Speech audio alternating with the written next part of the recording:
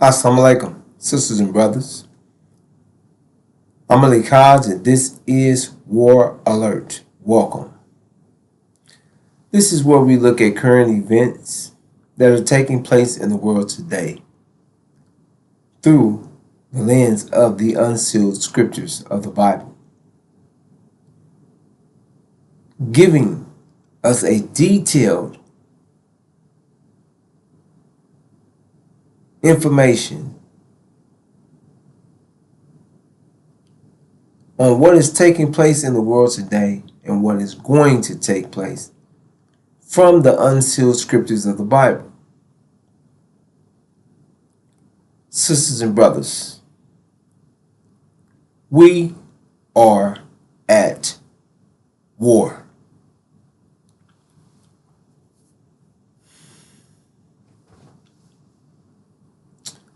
Today, sisters and brothers,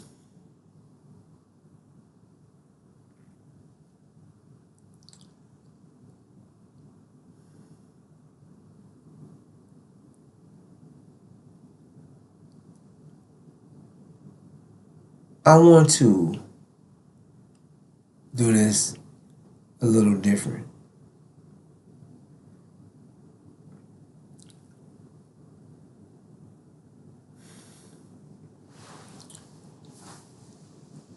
We're witnessing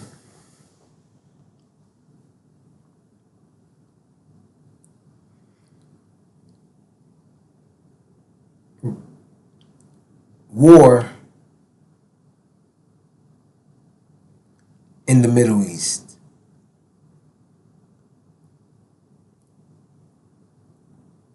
America and false Israel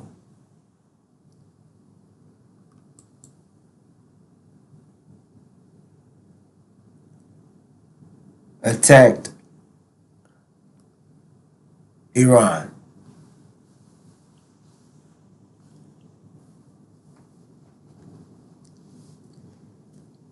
The war is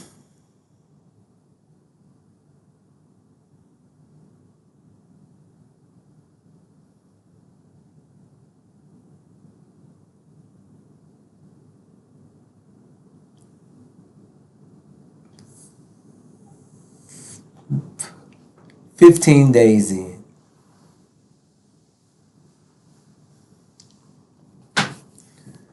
Sisters and brothers,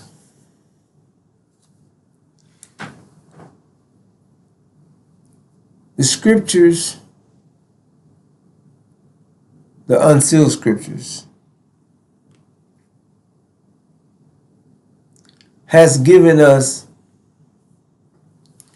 detailed information on what is going to take place, what's taking place, and what is the outcome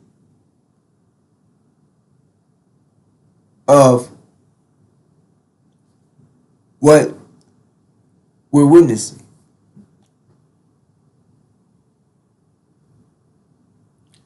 Sisters and brothers, before the first bomb dropped,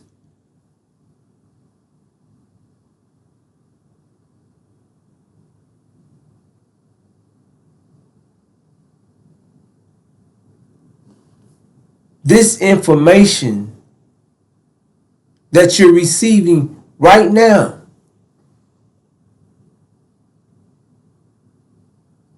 has been shared with you in detail.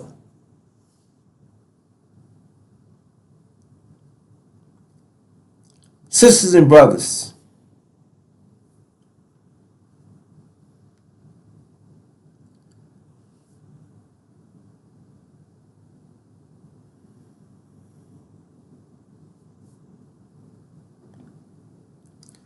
the messenger of the covenant, the breaker of the seven seals, Joshua, Daniel, the prophet, Suleiman, Master Suleiman, the son of man, Joshua, the Messiah. There are many names that he is called.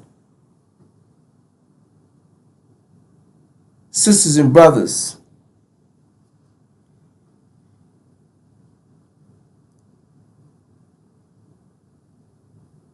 no one else has been consistently providing detailed information of what's taking place. Sisters and brothers,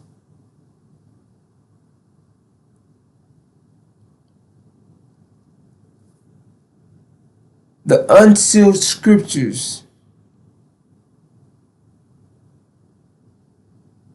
has provided this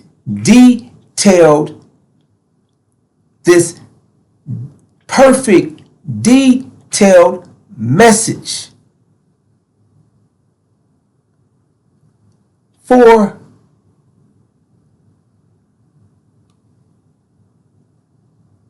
the original black man and woman.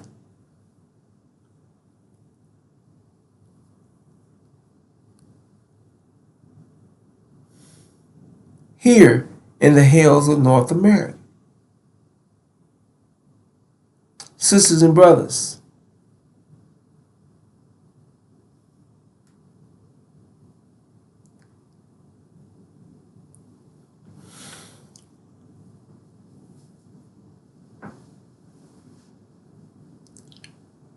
we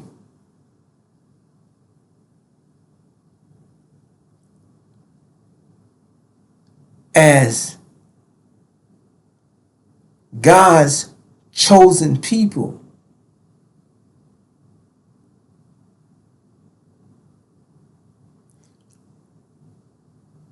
have a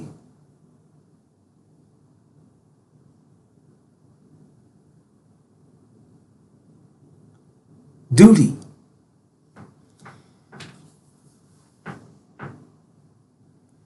we have a responsibility to get this message to our people.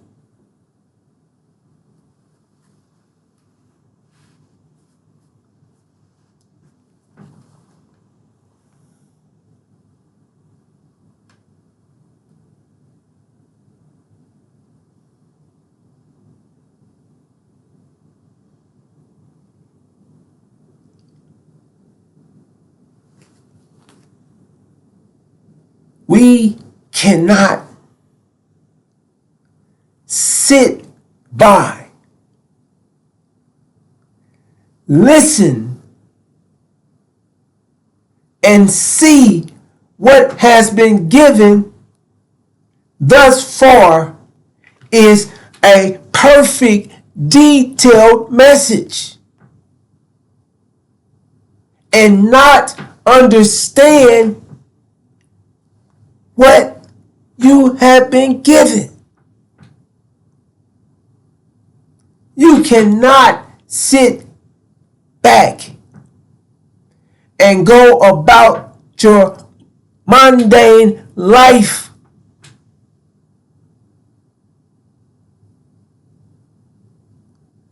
and not prepare yourself and your brothers and sisters for what is coming.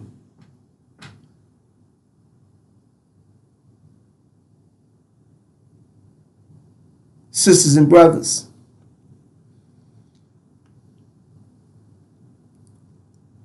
America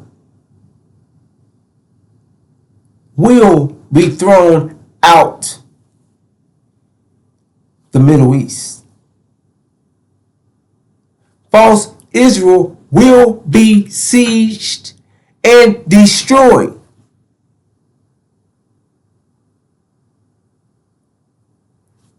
Britain will be thrown out the Middle East. the house of Saudi Arabia, will be thrown out of the Middle East, out of Arabia.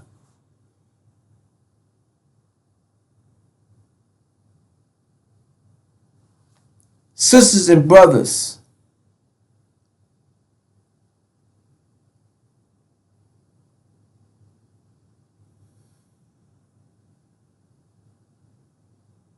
the backlash will be catastrophic.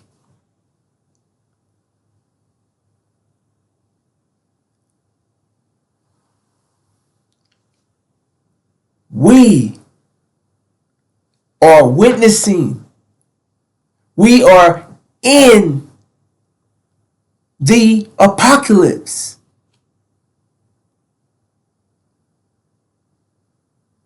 The war that will end this reality as we know it.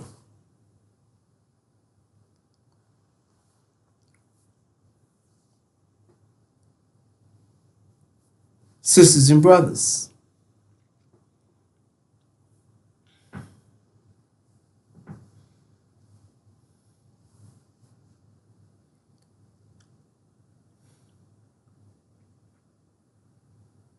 the abomination of desolation.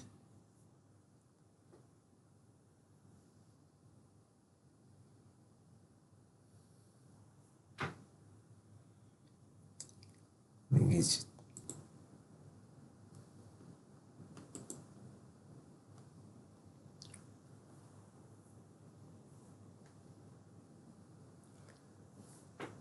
Therefore, when you see the abomination of desolation, which was spoken of through Daniel the prophet standing in the holy place, let the reader understand.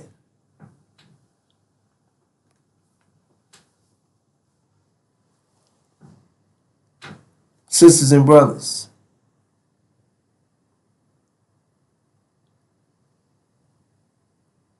for the past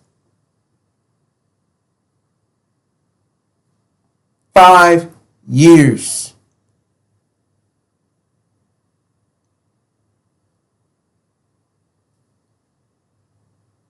we have been consistently speaking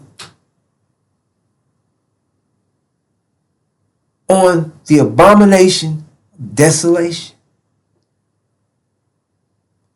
Throughout the abomination of desolation, we have been giving you detailed information from the messenger of the covenant of the war and the outcome of the war that you're witnessing right now. We have given you detailed information of the players, the countries by name.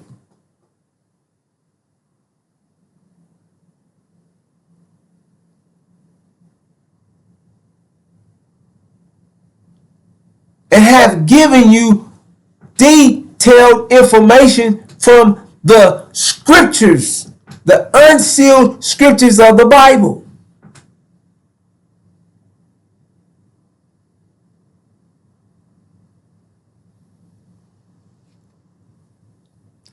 We have given you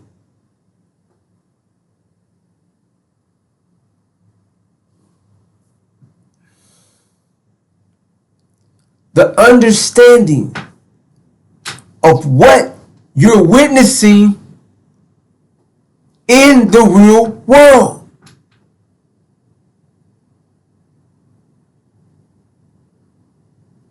So you're just not been given scriptures. You've been given broke, unsealed scriptures with a perfect detailed message for your salvation, for your mind, for you to be successful. For you is given a gift of knowledge.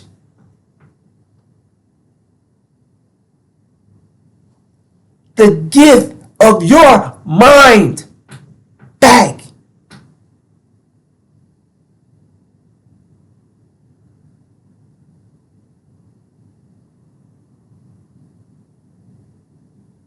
Sisters and brothers, the abomination of desolation was shared. This is a sign. This was a sign for what you're witnessing right now. And what you will be witnessing.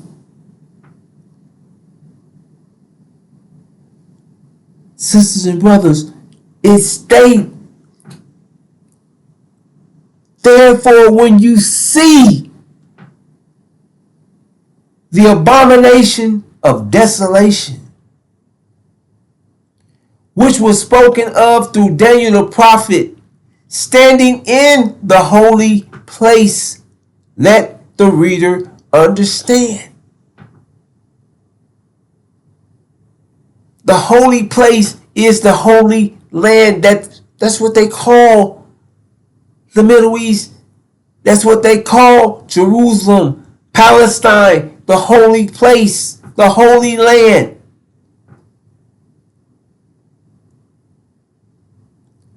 And when you see this abomination of desolation,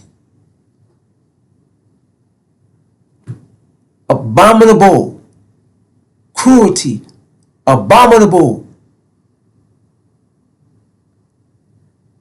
false Israel,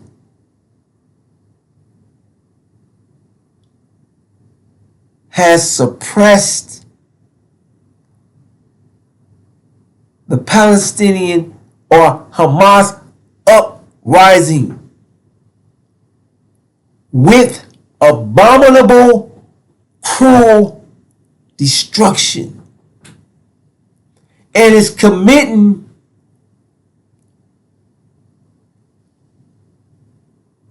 a all-out genocide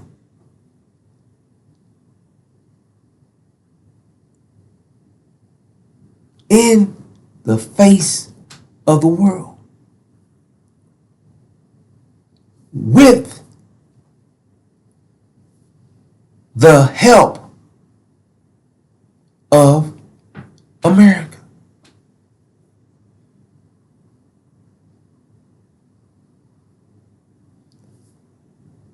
Sisters and brothers,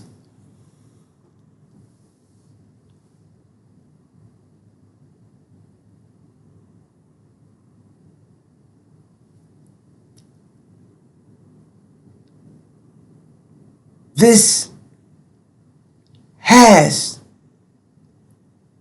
to sink in. You must think.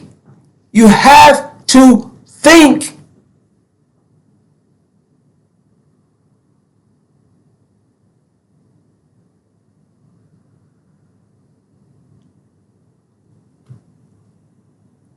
Can you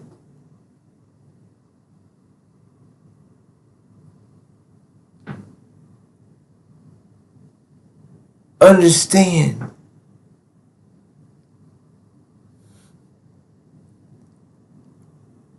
what it means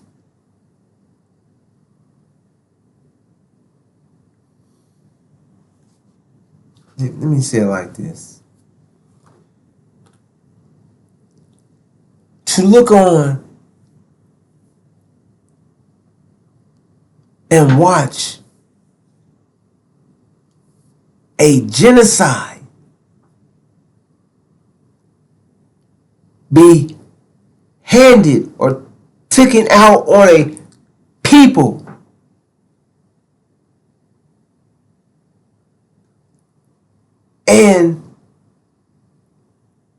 the country that has dealt a relentless genocide on the original black man and woman, is facilitating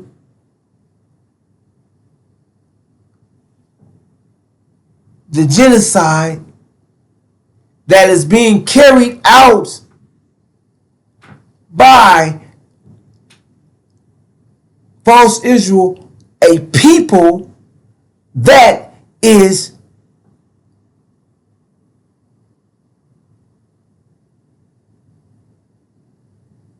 and has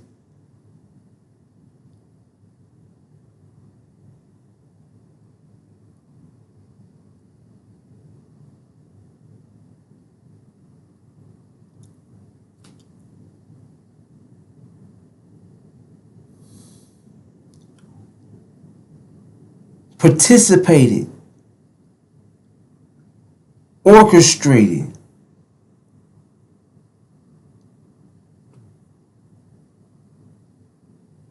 participated in the orchestration of the genocide on the original black man and woman, and has stolen our identity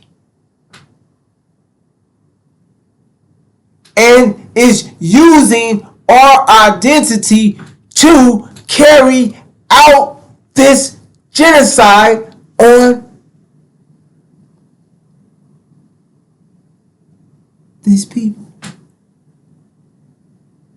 the Palestinians. Sisters and brothers,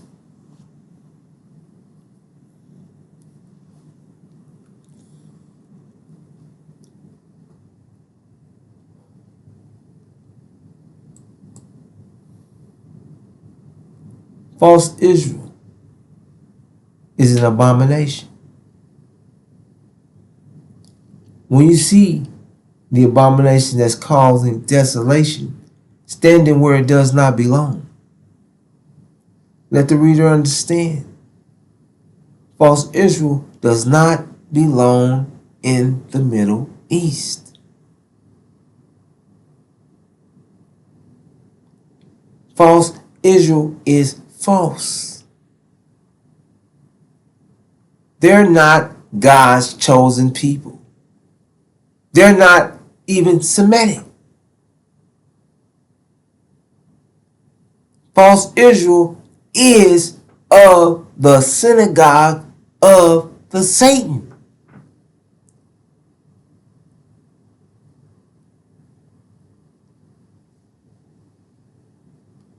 Sisters and brothers, I'm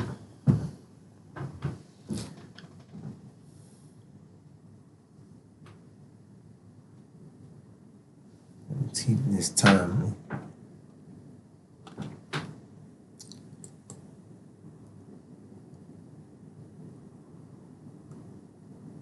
But when you see Jerusalem surrounded by armies, then recognize that her desolation is near, her destruction. False Israel is causing destruction all through the Middle East, proclaiming that they're God's chosen people.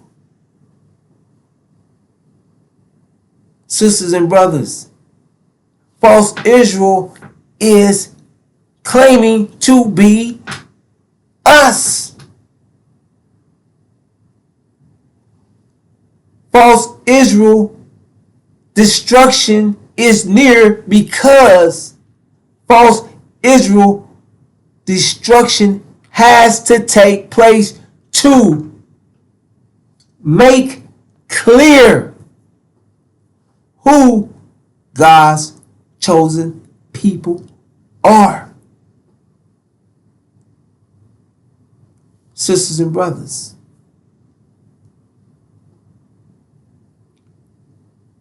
You're witnessing the destruction of the synagogue of Satan. You're witnessing the destruction of those that are claiming to be the original people, claiming to be us, claiming to be God's chosen people. And you're witnessing the fall of America, the fall of Babylon.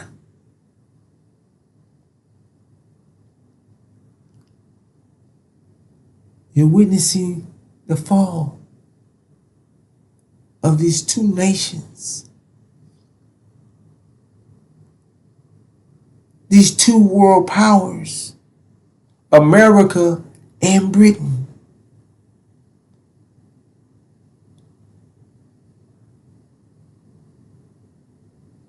And their son, Cain,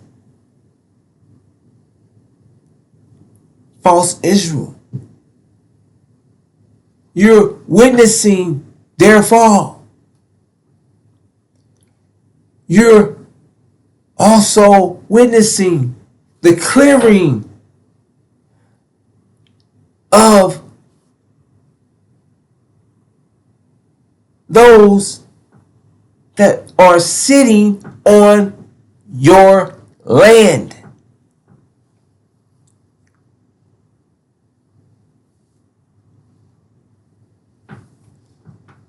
Sisters and brothers,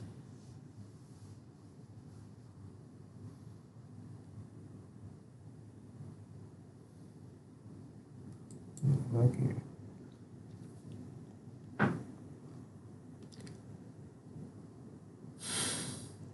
We are in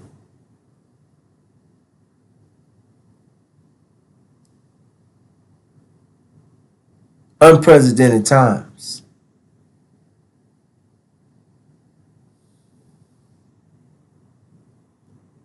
We are brothers. The original black man.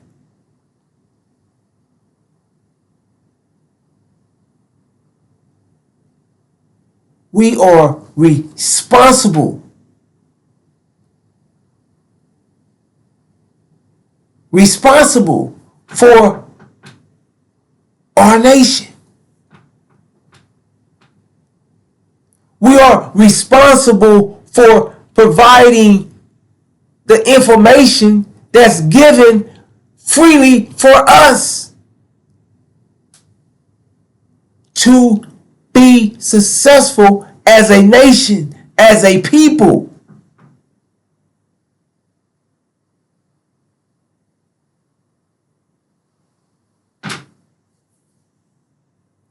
Brothers, we are responsible for getting this information out to our people.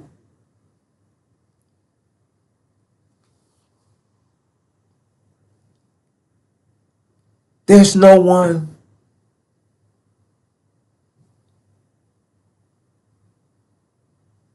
that is giving us and has provided us with a clear, detailed, perfect, detailed message. And it doesn't take a damn rocket scientist to see what has been given to us.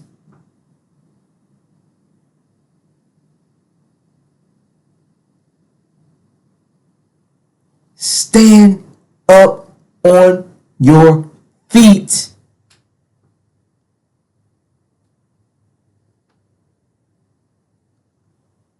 Black man, the original man, stand up on your feet. You are responsible. We are responsible for what happens to our people, our nation.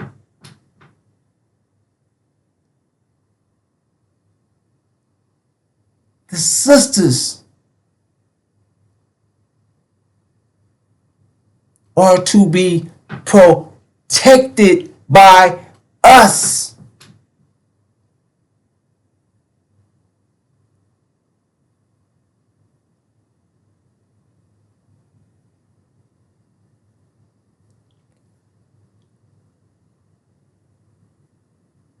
You're responsible. We're responsible for them.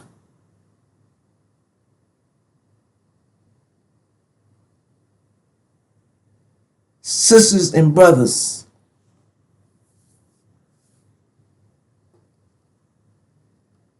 this war that you're witnessing, Iran has given their demands, and their demands give a clear understanding of where this war is going.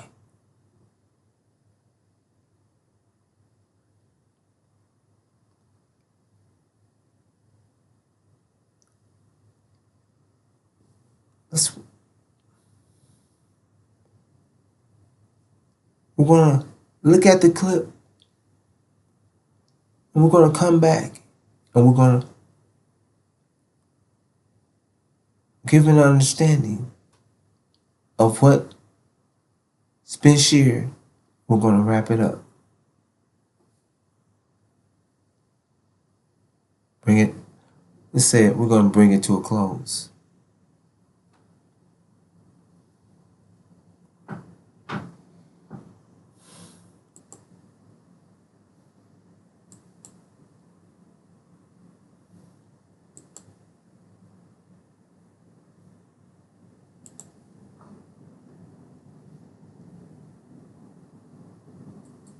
For 4 days, the man who controls the most dangerous government in the Middle East said absolutely nothing. No video, no speech, no press conference, not a single word. Iran's new supreme leader, Moshtaba had been appointed on March 8th. His own succession rally happened in Tehran and he was not there. Supporters stood in a crowd holding up a photograph of him because there was nothing else to hold. Then today, Thursday, March 12th, he finally broke his silence. And what he said did not bring this war closer to ending. It made it impossible. In a written statement read aloud by a state TV anchor because the man himself still has not appeared on camera, Moshtaba delivered 4 declarations that every government on earth is now processing with alarm. Number 1, the Strait of Hormuz must remain closed. He called it, and I am quoting directly here, a tool to pressure the enemy. Number 2, all U.S. military bases in the Middle East must shut down immediately. And if they do not, quote, those bases will be attacked. Number 3, Iran has studied the opening of brand new war fronts, ones where, in his words, the enemy has little experience and is highly vulnerable. And number 4, the 3 conditions Iran demands before this war ends. Those 3 conditions are the reason I made this video today. Because when you read them carefully, when you understand what Iran is actually asking for and what Washington can never agree to, you realize this is not a war moving toward a negotiated end. This is a war being locked into a longer, more dangerous phase. Before I break down exactly what those 3 demands are, why each one is a red line for the United States, and what happens to oil prices, your groceries, and the global economy if this war has no visible exit, hit the subscribe button right now and turn on notifications. This story is moving faster than almost anything I have covered. And what happens in the next 72 hours will determine whether diplomatic back channels can pull this back from the edge. You need to be here when the next development breaks. Let me show you exactly what is in that statement. And more importantly, let me show you what the headlines are not telling you. What Moabbakam actually said word by word. Quick context first, Moabbakam, 56 years old, was selected as Iran's third supreme leader on March 8th, 10 days after his father, Ayatollah Ali Khamenei, was killed in U.S.-Israeli airstrikes on February 28th. The same strike that killed his father also killed his mother, his wife, and his son. He himself sustained leg injuries, including a fractured foot in that same attack. He has not appeared publicly since. Now, when a head of state communicates only through a written statement read by a TV anchor after 4 days of total silence, every word in that statement carries enormous weight. Intelligence agencies around the world do not just read what was said. They analyze what was included, what was left out, the order in which points were made, and the specific language chosen. So let me walk through this statement the way analysts are walking through it right now. Point one, he opened with a vow of revenge. Iran will not refrain from avenging the blood of its martyrs. He specifically mentioned a strike on a girls' school in Manab in southern Iran that occurred on March 1st. According to Iranian state media and confirmed by UN investigators, between 165 and 180 people were killed in that strike, most of them school children. The UN condemned it as one of the deadliest single strikes of the war.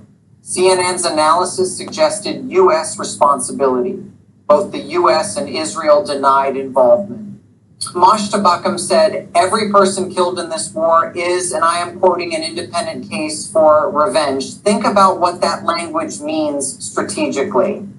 He is not saying Iran will seek one act of revenge and then consider the account settled. He is saying every single casualty. And the UN Refugee Agency reported today that 3.22 million people have been displaced inside Iran alone. Every single casualty is its own open account, its own individual obligation for retaliation. That is not the language of a government preparing for a negotiated ceasefire. Point two, he addressed the Strait of Hormuz directly. Certainly the lever of blocking the Strait of Hormuz must continue to be used. And then he went further. He said the strait's closure should be used, as his words, a tool to pressure the enemy, not as a one-time military tactic, not as a temporary measure. A tool, something you pick up, apply pressure with, and put down only when you get what you want. Oil markets reacted within minutes of the statement being read.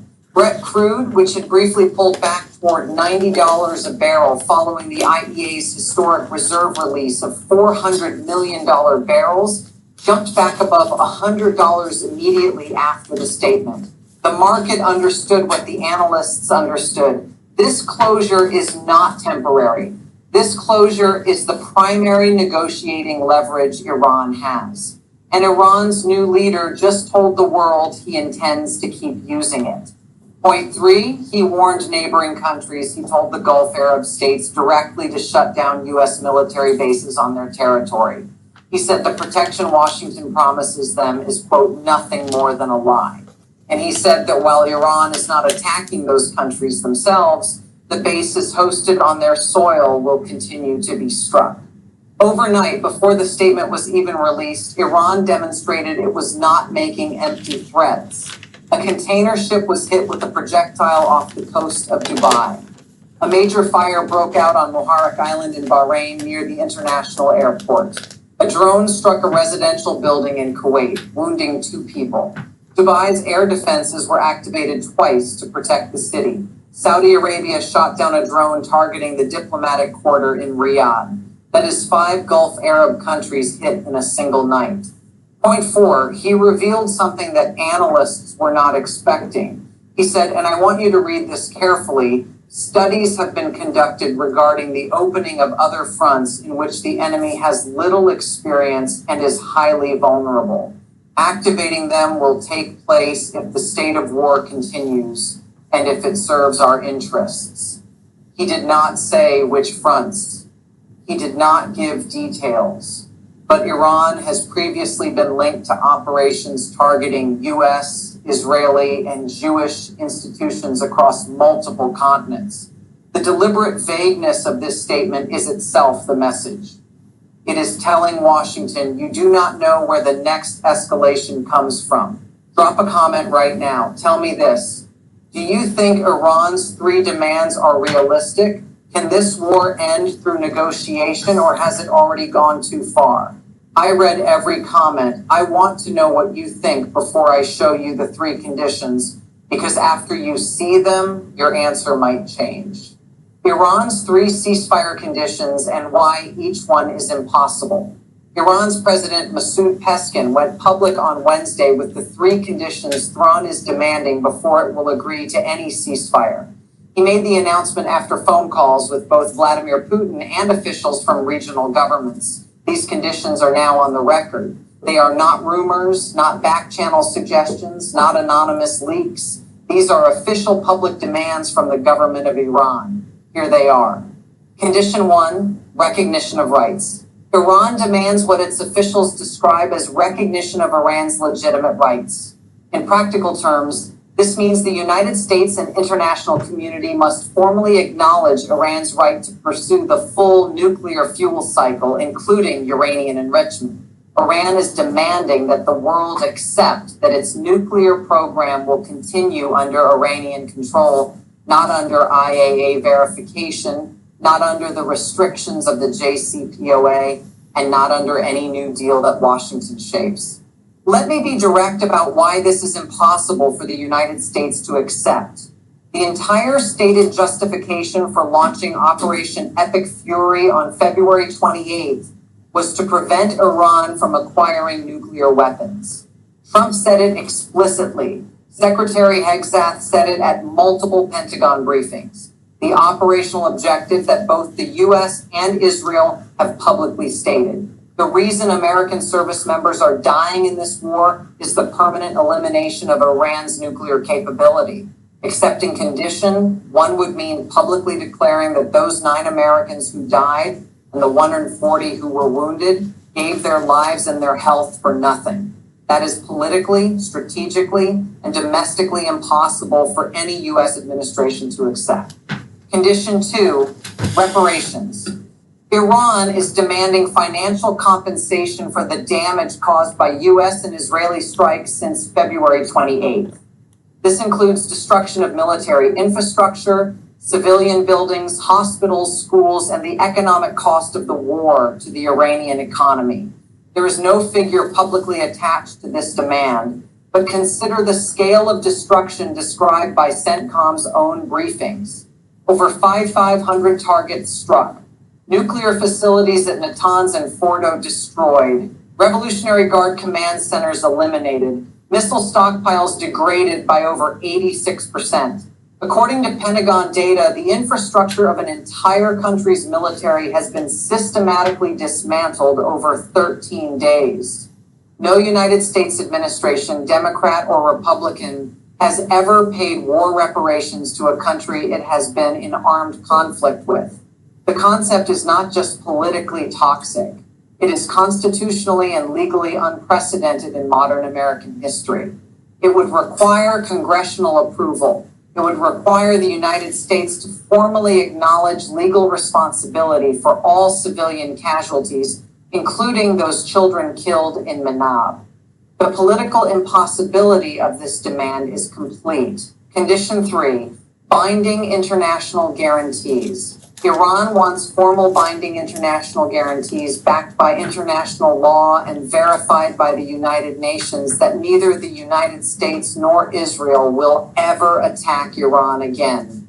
Getting a U.S. president to sign a binding, legally enforceable promise to never use military force against Iran would require Senate ratification since it would function as a treaty.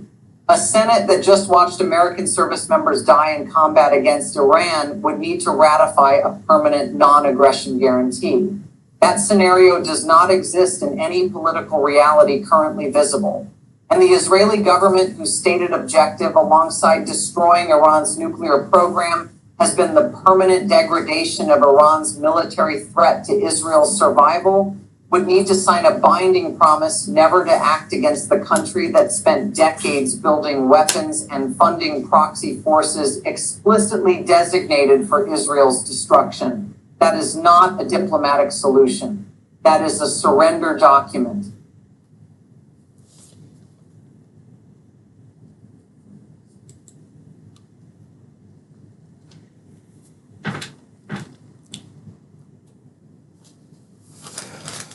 That information right there was provided by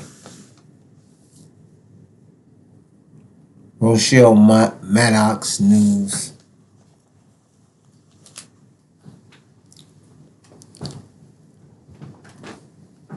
Sisters and brothers,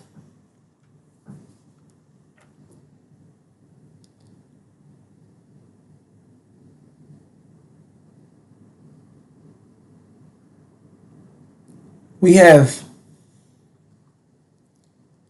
to look at America. She states, because America lost 9 service members and 100 or so were injured.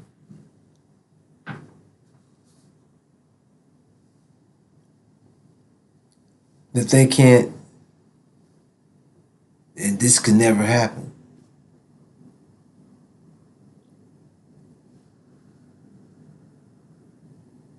She also stated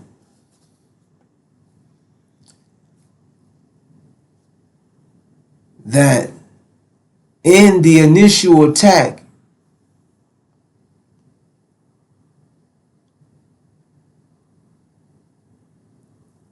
on Iran's supreme leader that killed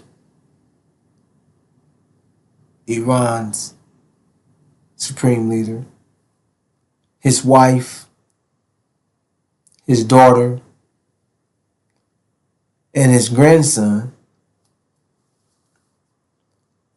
Another 160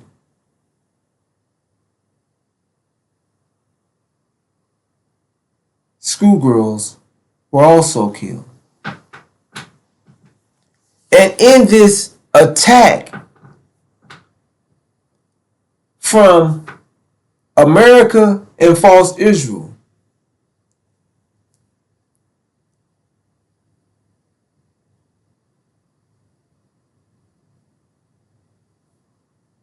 the bomb that obliterated the school and killed everyone in it, that killed 160 schoolgirls, America and false Israel denies claim of that. However, America and false Israel conducted the attack. That's a oxymoron. You conducted an attack, but you didn't blow up that school with 160 schoolgirls in it. Sisters and brothers,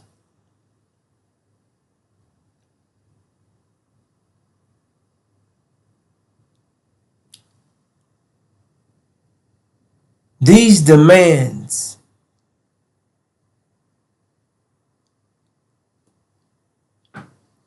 confirm the situation at hand. The unsealed scriptures have shared with us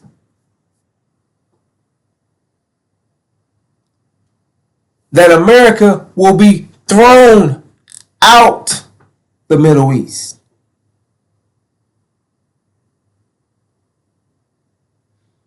that false Israel will be sieged and destroyed.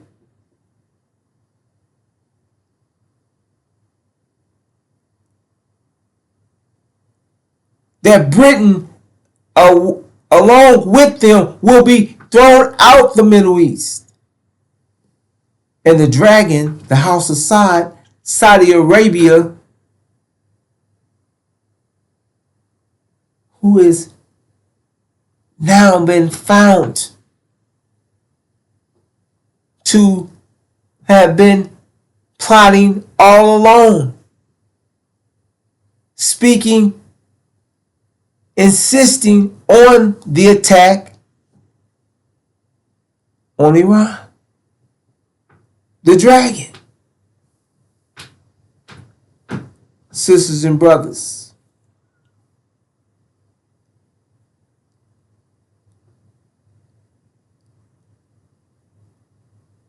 you have to understand that what you're witnessing is directly connected to the original black man and woman.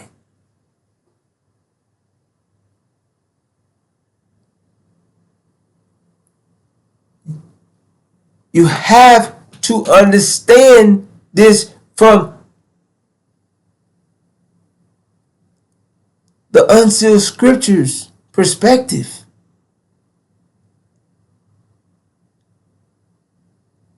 You're looking at a narration of what's taking place.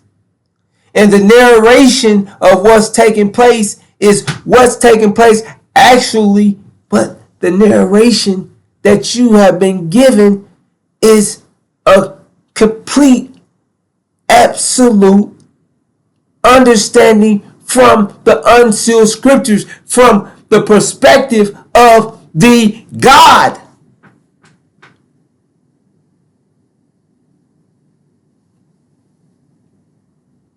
From the perspective that has been shared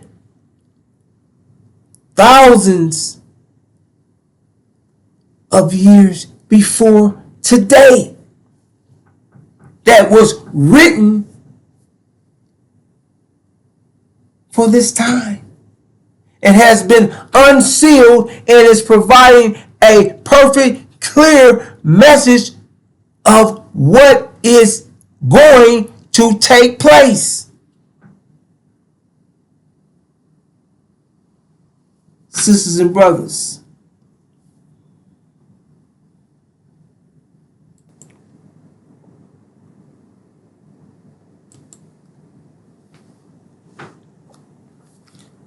Revelations chapter 12 verse 7 through 9.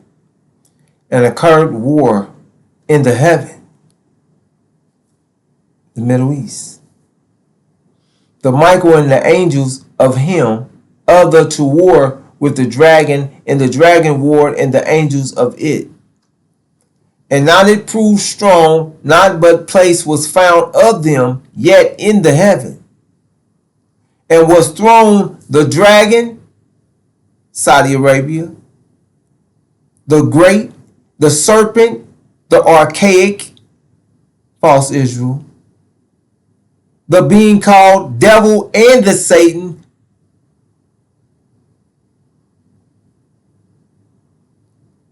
the making to err, the being inhabited whole. He was thrown into the earth, and the angels of him with him. The devils and the Satan, that making to err the inhabited whole. The two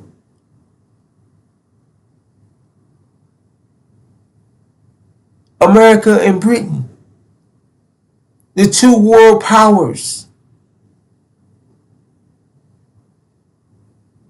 that is controlling this world. False Israel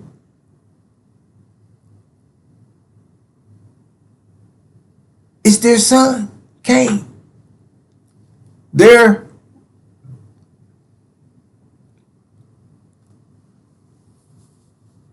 together in this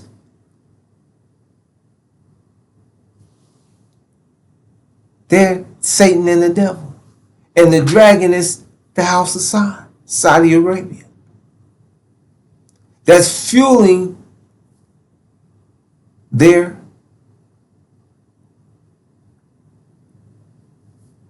economy, their reality. Sisters and brothers, the dragon and the angels of him, with him, were thrown out of heaven.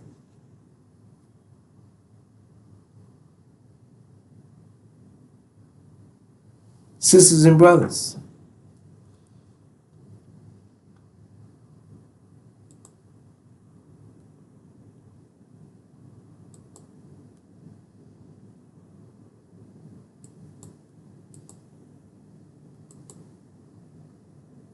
let's do it like this.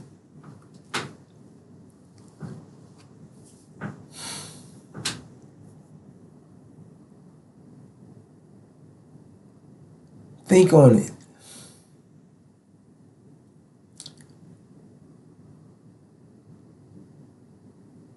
No one else is giving you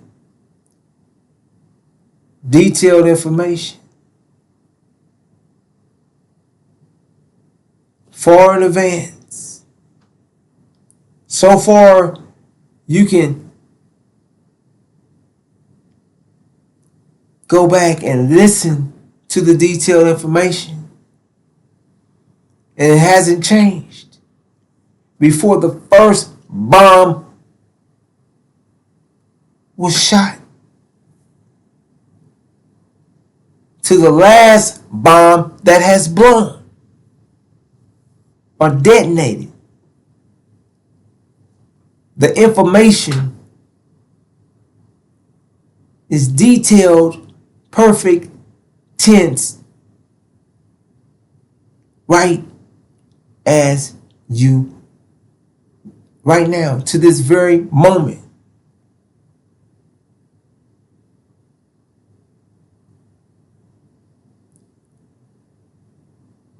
This is not, a coincidence.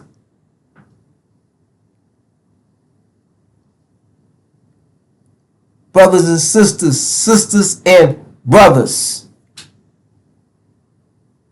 this is a clear, perfect message for you,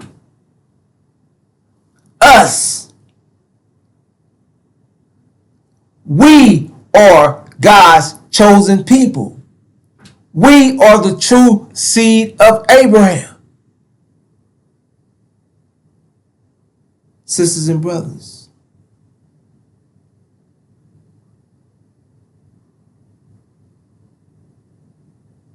you are listening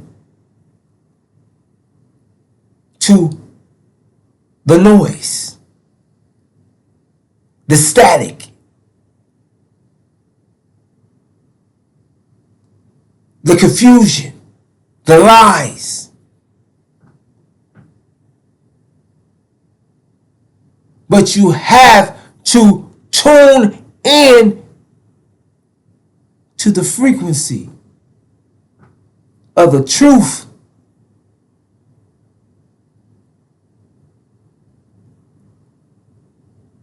And listen to the truth and begin to think from the knowledge of what's being given to you to rotate on, to think on, to take in the truth, so your eyes can be open.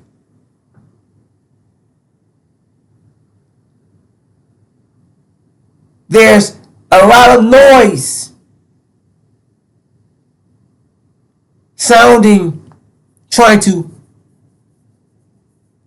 sound similar, sound like something close to, sound like they've taken a part of,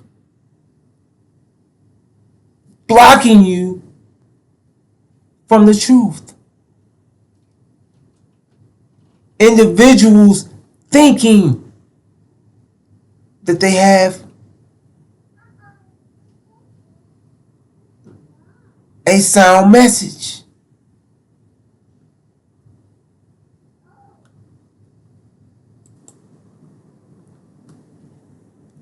Thinking that their doctrines are it.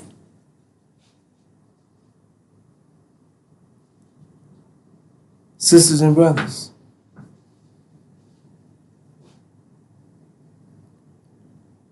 the truth, the unsealed scriptures, the Injil, the messenger of the covenant has provided us with a clear, detailed, perfect message.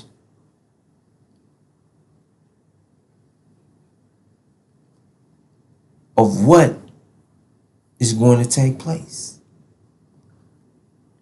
Step by step. Detailed information on what, when, who, where, how, and who will prevail.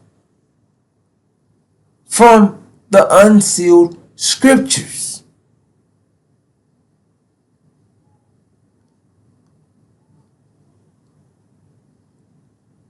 You can hear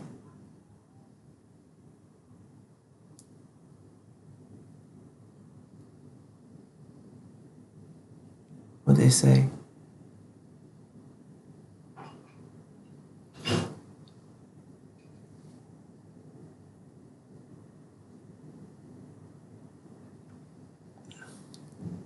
It's quiet. When it comes to providing this detailed information, no one else is speaking.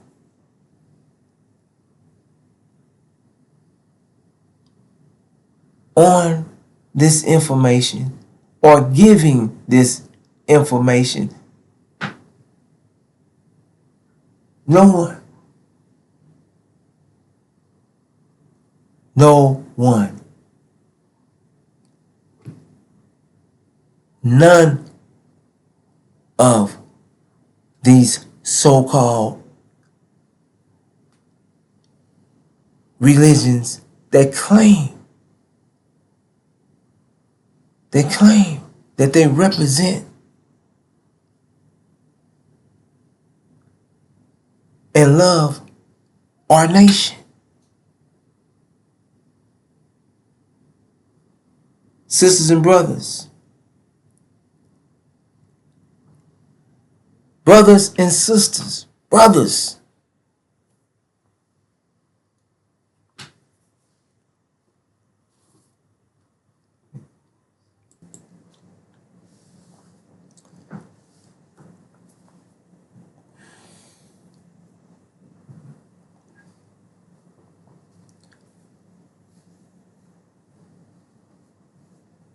sisters and brothers,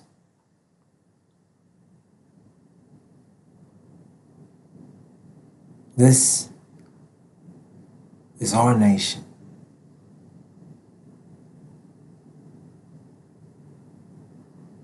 This is about us as a people.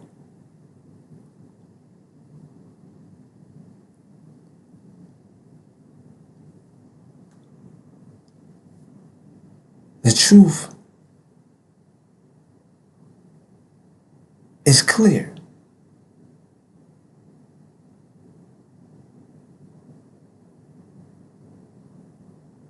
And you must stand on the truth, or with the truth.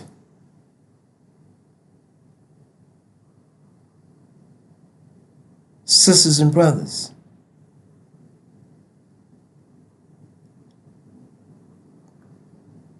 we're not here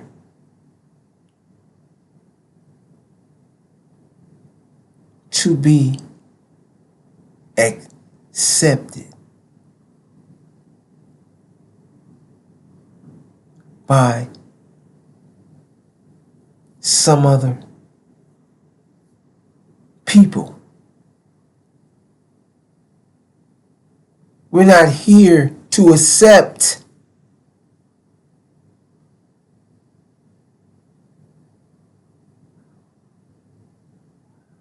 anything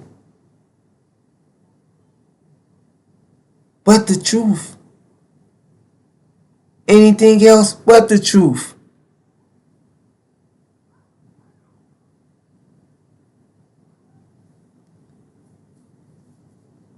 Sisters and brothers, America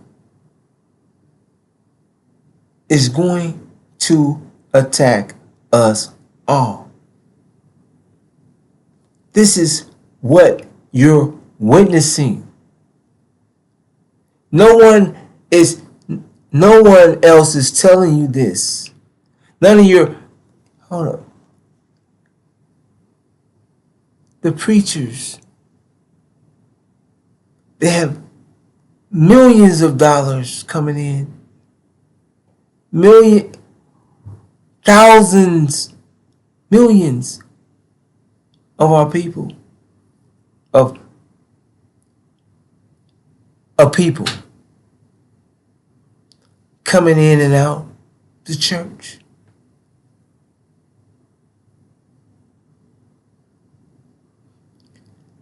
Not, we're going to go even deeper. Louis Farrakhan and his student ministers are not speaking on the war, or not speaking on what's taking place right here. They're not telling you anything.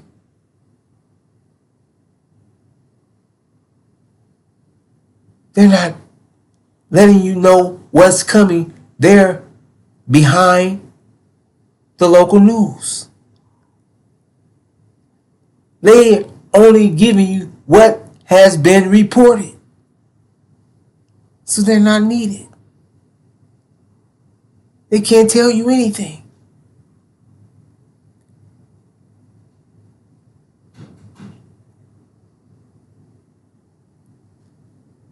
Then there's those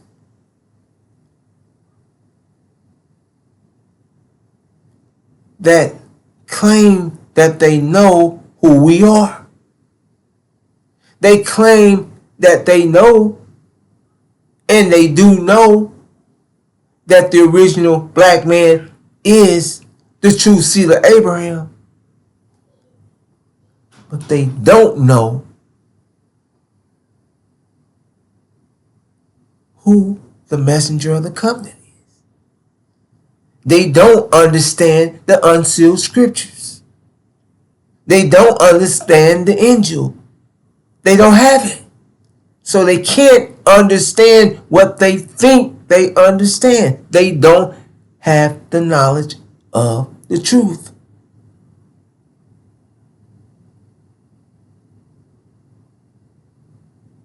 They just know who they are.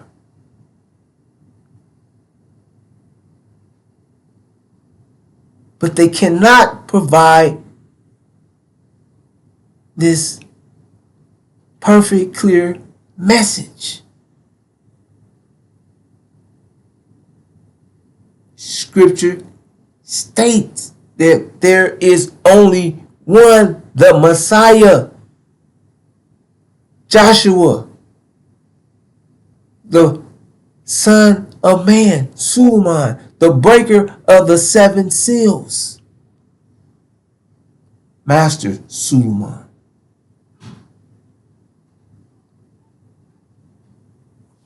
Sisters and brothers,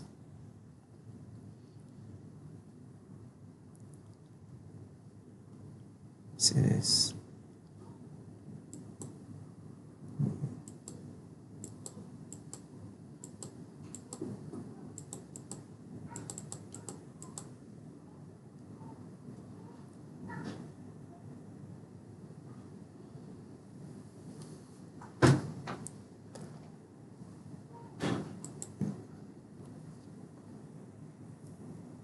We're bringing this to a close. However, sisters and brothers, America has prepared a trap. The trap is set to attack all blacks.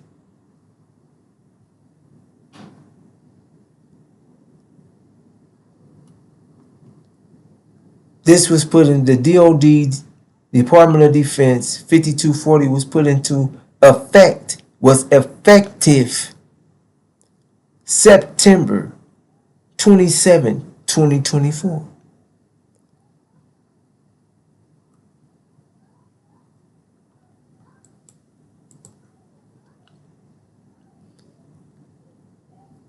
You can go and read it yourself.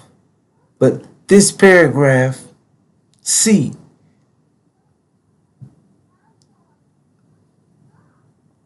page 33, levels of authority.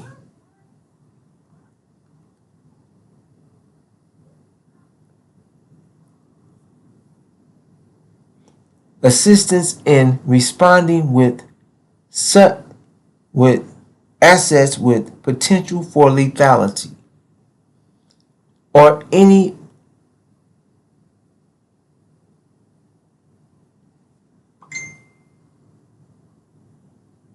situation in which it is reasonably foreseeable that providing the requested assistance may involve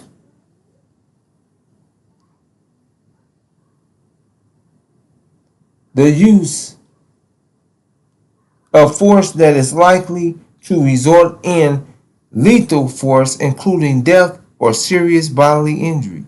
It also includes all support to civilian law enforcement officials in situations where a confrontation between civilian law enforcement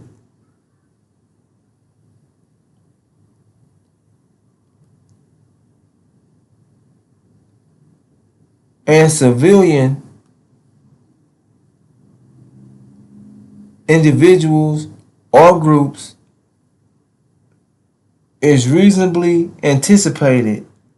Such use of force must be in accordance with DODD 5210.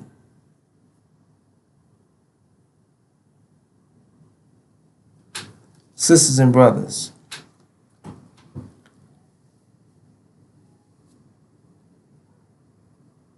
America has implemented the Department of Defense to use lethal force.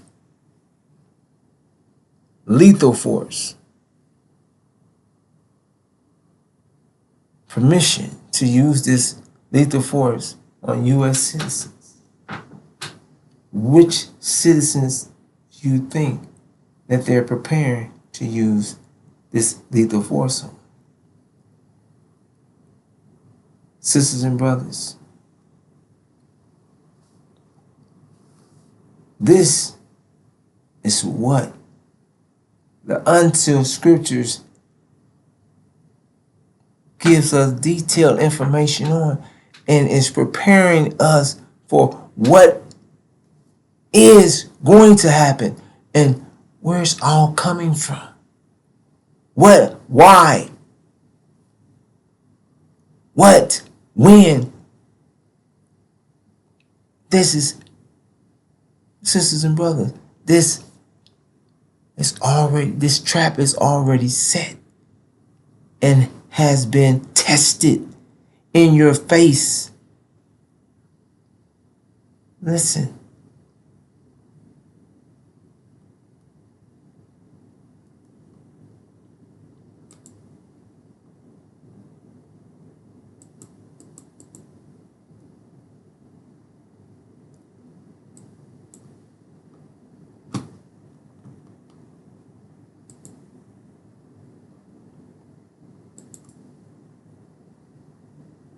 Criminals, these violent hearted criminals that we were promised, but it is children and families, parents being taken from communities who have roots in these communities. There's people who have humanitarian parole, others who are married to U.S. citizens. There's pregnant women giving birth to newborn babies inside this facility. So, John, as we grapple with the question of can shame motivate change, is this a moment where, maybe not around Epstein, but around immigration, when we hear these stories inside places like Dilley, does that spur the administration to change? Or is it just that they put a different face like Tom Homan on their immigration effort and continue doing the same thing? No, Ali, I think there are a couple things to say about this aspect of the story. One is obviously we're building tons of new ICE detention facilities. You know, there's been controversy about that. I know you've covered it. It's one of the new focuses in this story.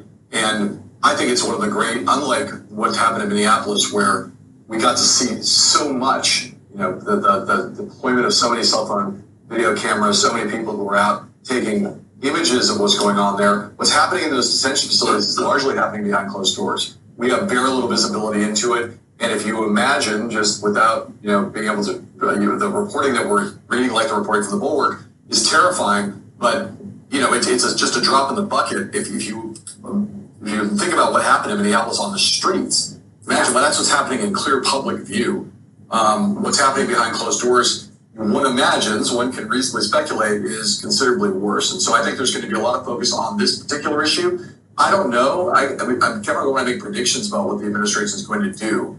I think that the politics of this have been nothing but bad for the Republican Party and for Donald Trump. Their numbers have shown that. It's been pretty incontrovertible. The question is when, not so much shame, because I think on the part of the administration at least, there is not a lot of shame when it comes to this policy. And I do think that your earlier suggestion and the Tom Homan suggestion that we're going to see more ICE raids, that every one of these cities from Los Angeles to Washington to Chicago to Minneapolis has been a dress rehearsal for the next city. I don't think there's any reason not to think there's going to be another city after Minneapolis. I don't think shame is the way that's going to stop them from doing any of these things. I do think that political pressure, whether that's the kind of pressure that the House or that Senate Democrats are putting right now in terms of trying to get ICE reformed through the budgeting process and through the partial government shutdown that we're seeing, or whether it's at the ballot box fear of what's going to happen come November, because if Republicans and Donald Trump stay on the path they're on right now, they're, I think, going to pay a pretty significant price for these policies at the polls in November. And that is the one thing that might motivate some kind of change. Yeah, it's also a good reminder the Department of Homeland Security is actually shut down right now because they failed to meet the deadline on Friday and they didn't negotiate on Department of Homeland Security funding. And then when it comes to getting inside these detention centers, the only way we know this information is from investigative reporters like Adrian, but also the investigative outlet ProPublica, which reported that more than 3,500 people have been held at Dilley since it reopened.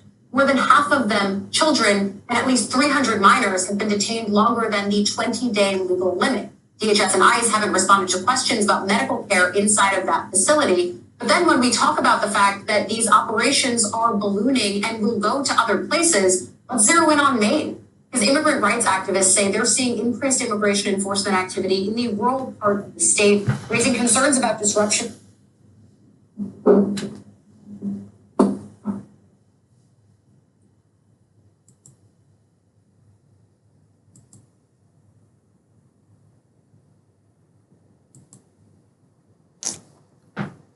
All right, sisters and brothers.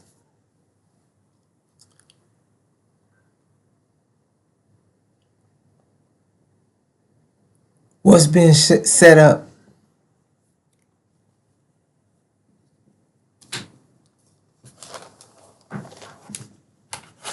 What's being done in your face.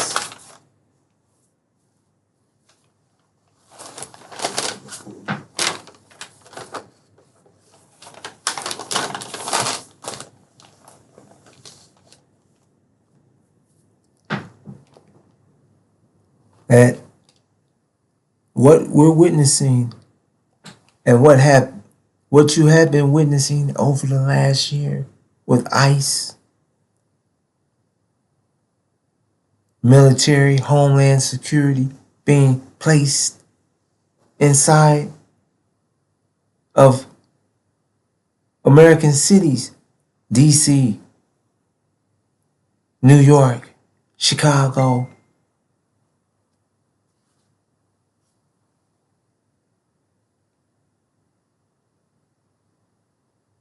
California, Tennessee, St. Louis.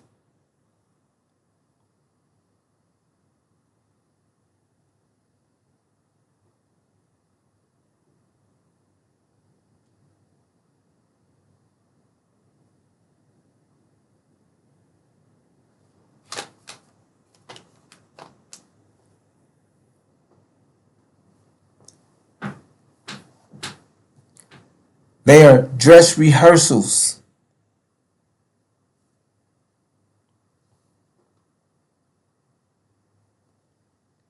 for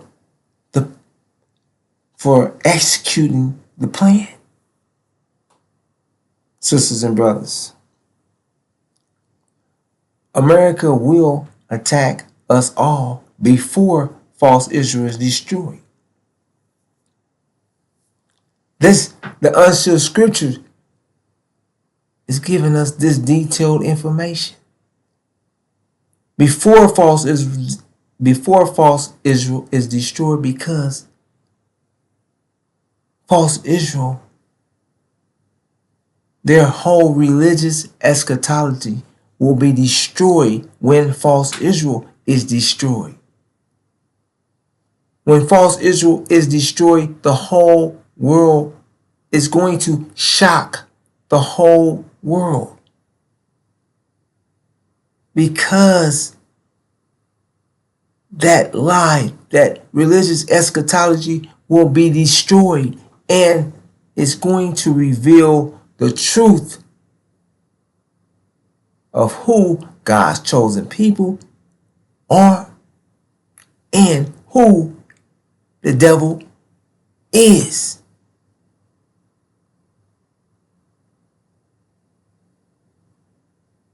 Sisters and brothers, and that alone is going to cause us to rise. So before that happens, America is going to make a move on all blacks, sending out a national security alert to kill us all.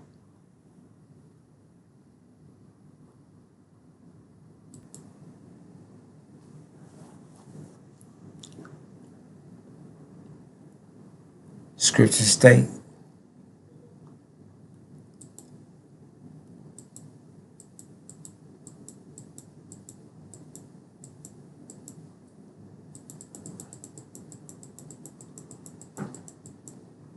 all right.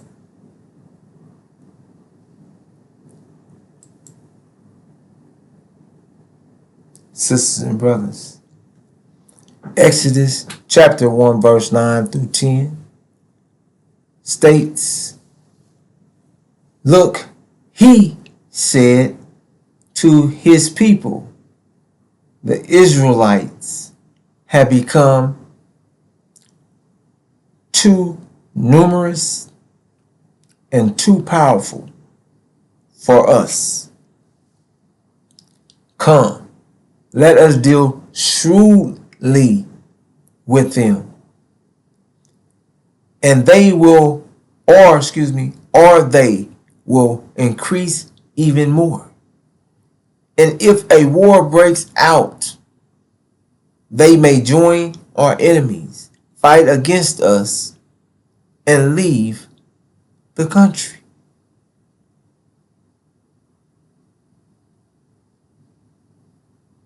Come, let us deal shrewdly with them. Shrewdly.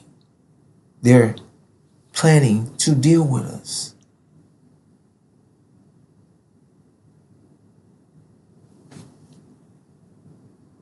Setting the trap, sisters and brothers, for us.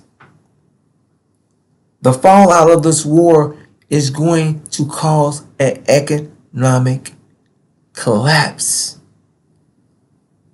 Not just in the world and in America as well, brothers and sisters. You have to get that in your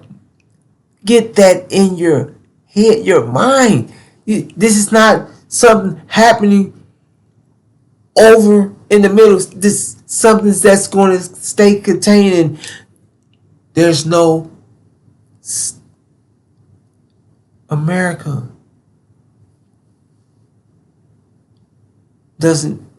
America will feel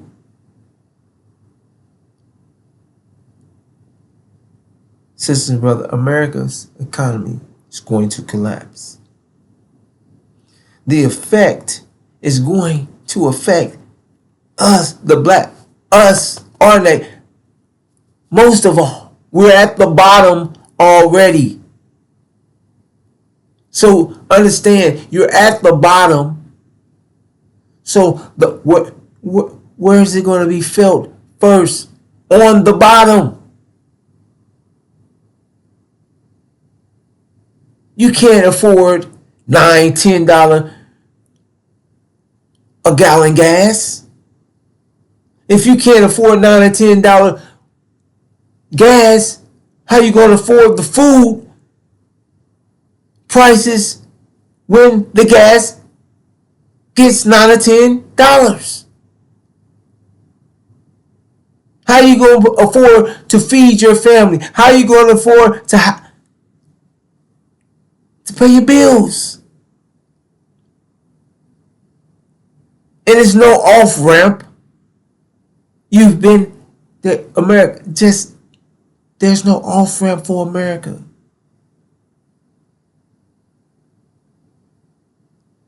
And this war is just the beginning of this war is going to spiral into what they call World War III because of the prospect of world economic collapse is going to bring. What do you think the nation's going to do? They're going to try to fight and take what they need. But they won't be successful. Sisters and brothers, America will be left all alone. America, this war is going to spiral into another war that America will be immediately at war in Europe.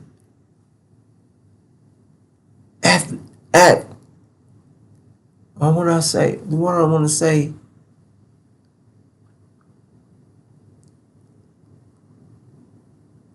At the end of this war, I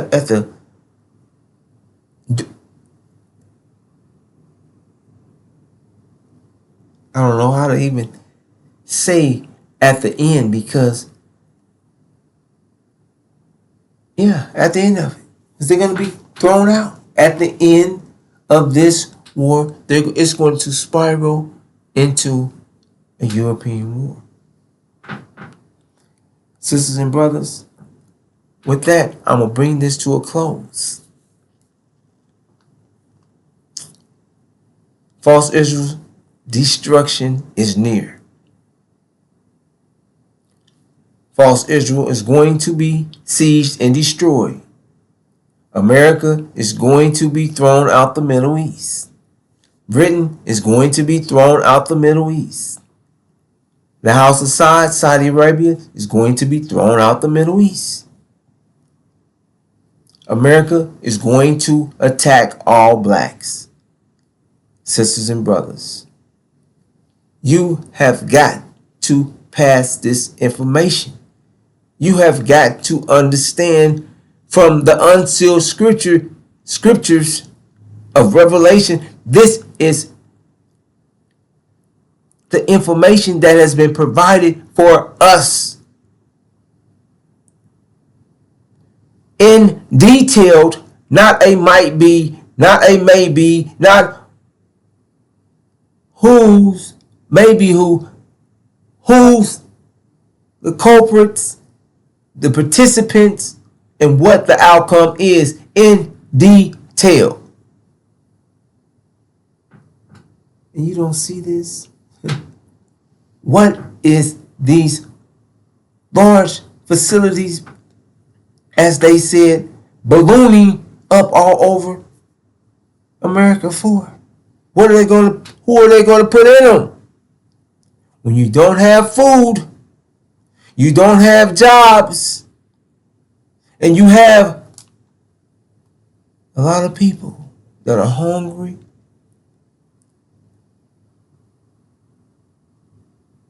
desperate, you're going to have to do something with them. You're going to have some place where you're going to rush them to, lock them at, get rid of them. You're going to have somewhere. You got to have something situated for them.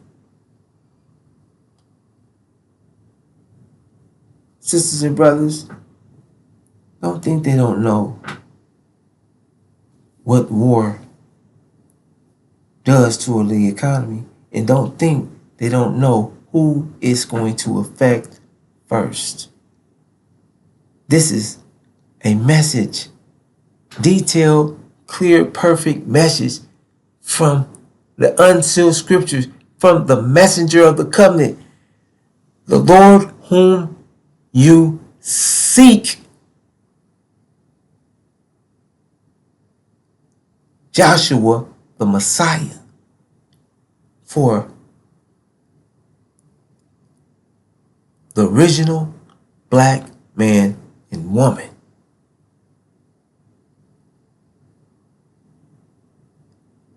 You are responsible for this message. You are responsible for our nation. Assalamu alaikum.